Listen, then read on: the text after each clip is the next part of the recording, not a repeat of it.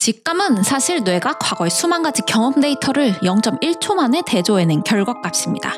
그러니까 직감은 단순히 느낌이 아니라 실제로 존재한다는 거죠. 와튼스쿨과 하버드 경영대학원 교수를 거쳐 현재 노스이스턴 대학교 석좌 교수로 재직 중인 저자 로라 후앙은 오랜 연구를 통해 성공한 투자자들이 직감에 크게 의존한다는 것을 밝혀냈습니다. 더 놀라운 건 저자는 투자 외의 세계에서 성공한 사람들, 그러니까 올림픽 선수, 필리처상 수상자, 성공한 기업가와 직장인들 등 일명 성공을 거둔 사람들 수천 명을 추가로 연구한 결과에서도 같은 결론을 얻어냈다는 거죠. 구체적으로 저자는 이 사람들을 인터뷰하면서 무엇이 그들의 성공을 가져왔고 지금도 가져오는지 그것을 알아내려고 했고, 과연 그들이 직감을 언급하는지 알아보려고 했습니다.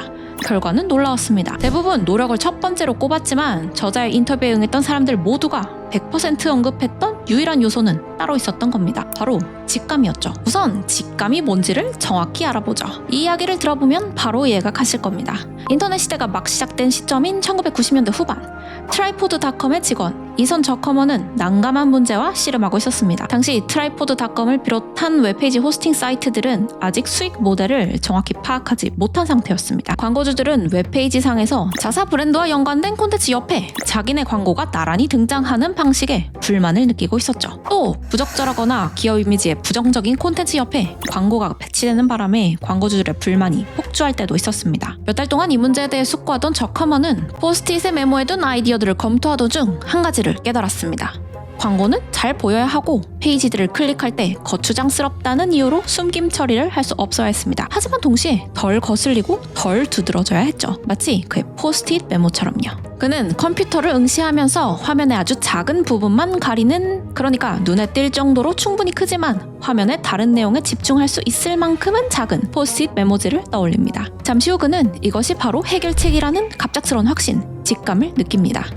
최초의 팝업 광고의 탄생이었습니다. 팝업 광고는 오늘날까지도 여전히 온라인상에서 활발하게 사용되며 온라인 광고 역사의 한 획을 긋게 되었죠. 이처럼 이선 저커먼은 문제에 대한 해결책을 찾기 위한 오랜 고민 과정 끝에, 그러니까 직관 과정 끝에 이것이 바로 해결책이라는 갑작스러운 확신, 직감을 느꼈습니다. 잠깐. 직관이랑 직감이 뭐가 다르냐고요? 결론부터 말하면 직관은 과정, 직감은 결과에 해당합니다. 책에서는 번뜩이는 순간적인 확신인 직감을 느끼기 위해선 숙성 과정이 필요하다고 말합니다. 예를 들어 저커먼이 온라인 광고의 문제점을 숙고하고 정보를 수집하고 해결책들을 모색하며 보낸 몇 개월은 직감의 순간에 도달하기 위한 그의 필요 조건이었습니다. 해답은 한순간에 갑자기 찾아온 것처럼 보였지만 그의 사고는 그 몇 개월 동안 점진적으로 이루어진 거였죠. 여기까지 정리해보면 직관은 과정이고 그 결과로서 우리가 직감으로 인식하는 한순간의 명료함이 나타납니다. 사실 저자는 직감에는 팝업창을 생각해낸 이선 저커먼이 경험한 이런 형태의 직감 말고도 다른 두 가지 형태의 직감이 더 있다고 설명합니다. 저커먼이 경험한 직감은 그중 하나인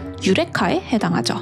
마치 머릿속에서 퍼즐 조각이 맞춰진 듯 새로운 아이디어나 해결책이 반짝하고 떠오르는 순간이죠. 모든 것이 갑자기 명료해지고 이해가 되고 흥분과 만족감이 느껴진다면 이는 유레카의 순간을 경험하고 있다는 확실한 징후입니다. 나머지 두 가지 형태의 직감 중 하나가 바로 우리가 일반적으로 쎄한 느낌이라고 부르는 형태의 직감, 스파이디 센스입니다. 구체적으로 저자는 자신이 인터뷰한 성공한 사람들 대다수는 이 스파이디 센스를 새로운 일자리를 구하거나 진로를 변경하려고 할 때 적극 활용했다고 말합니다. 예를 들어 이런 식으로 말이죠. 여러분은 방금 막 한 일자리를 제안받았습니다. 복지도 좋고 연봉도 좋고 인사 담당자와의 대화 분위기도 아주 좋았습니다. 말 그대로 모든 조건이 다 괜찮아 보였죠. 그런데 뭔가 설명할 수 없는 찝찝함이 느껴지는 겁니다. 이게 뭐지? 왜 이런 근거 없는 불안감이 느껴지는 거지? 이유를 알 수 없어 혼란스러웠던 여러분은 조용한 곳에 혼자 차분히 앉아 곰곰이 생각해보다 이내 그 이유를 깨닫습니다. 그건 바로 어제 축구 경기 후 아들이 속상해했기 때문이었죠.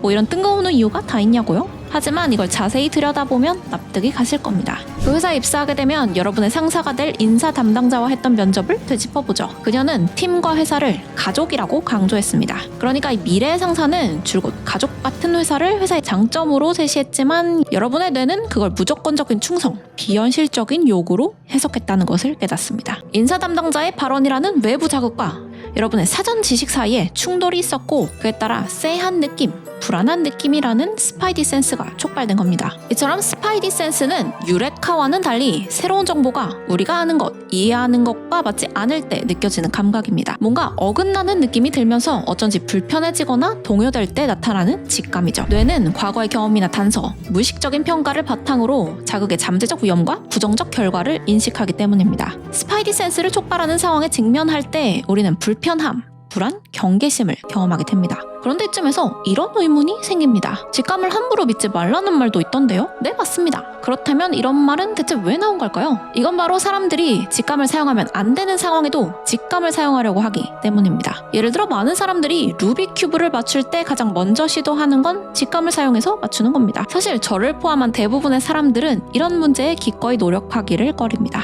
그래서 루빅 큐브를 비틀고 돌리면서 직관적으로 같은 색깔을 맞춰서 퍼즐을 풀려고 하는 거죠. 하지만 진지하게 루빅 큐브를 맞추는 사람들은 결코 직감을 따르지 않습니다. 왜냐면 루빅 큐브는 결국 단순한 문제들의 연속일 뿐이고 이런 단순한 문제들은 원인과 결과가 명확하기 때문입니다. 그리고 이것이 바로 직감을 사용하면 안 되는 문제의 대표적인 유형이죠. 이처럼 인과관계가 명확한 이런 단순한 문제에는 직감이 필요하지 않습니다. 그저 규칙이나 방법을 따르기만 하면 되죠. 이성과 논리만으로 충분히 해결 가능한 이런 상황에서 직관은 불필요합니다. 의사결정을 연구하는 학자들이 직감에 대해 편향적이라거나 휴리스티컬 오류를 일으키기 쉽다고 주장하는 이유도 이 때문일 겁니다. 문제는 우리가 살면서 마주하는 문제들에는 여러 유형이 있다는 거죠.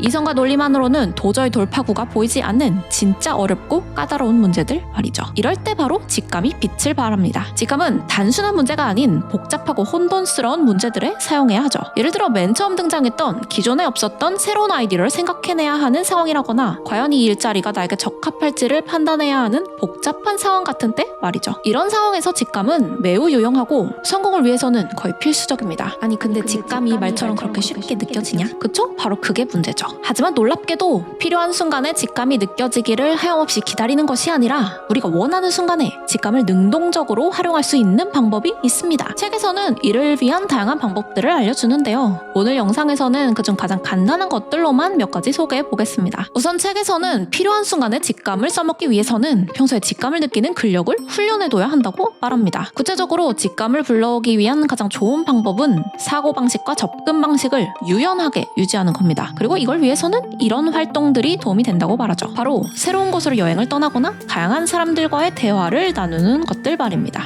이때 대화를 나눌 때는 다양한 주제로 대화를 시작해보는 것이 좋습니다. 익숙한 주제로 시작해서 점차 새롭고 낯선 주제, 심지어 두려울 수도 있는 주제까지 탐색해보세요. 또 어떤 대화에서는 더 단호하게, 어떤 대화에서는 더 공감하고 지지를 표하는 등 다양한 소통 스타일을 실험해보는 것이 도움이 된다고 합니다. 또 소설책이 자기 개발에는 하등 도움이 안 된다고 생각하기 십상이지만 사실은 타인의 경험을 내재화하는 데 도움이 된다는 점에서 소설책을 다양하게 읽는 것 역시 직감 근력을 기르는 데 큰 도움이 됩니다. 정리해보면 직감은 뇌가 0.1초 만에 과거 데이터를 대조해보내는 결과값으로 대표적으로 기회를 발견하는 유레카와 위험을 감지하는 스파이디 센스가 있습니다. 하지만 모든 문제에 직감을 활용하는 것이 아니라 그러니까 루빅 큐브처럼 규칙이 명확하고 인과관계가 단순한 문제보다는 논리만으로는 답이 보이지 않는 복잡하고 불확실한 상황에서 이 신호를 적극적으로 활용하는 것이 핵심입니다. 이때 낯선 곳으로의 여행이나 독서 같은 새로운 경험을 통해 뇌의 유연성을 미리 길러두면 필요할 때 이 직감을 꺼내실 수 있습니다. 만약 여러분이 오늘 영상의 내용을 바탕으로 앞으로 중요한 결정을 내려야 할 때 직감을 적극적으로 활용하신다면 여러분은 직감을 자유자재로 활용하는 일반적인 사람들의 상식을 뛰어넘는 문제 해결 능력자가 될 수 있으실 겁니다.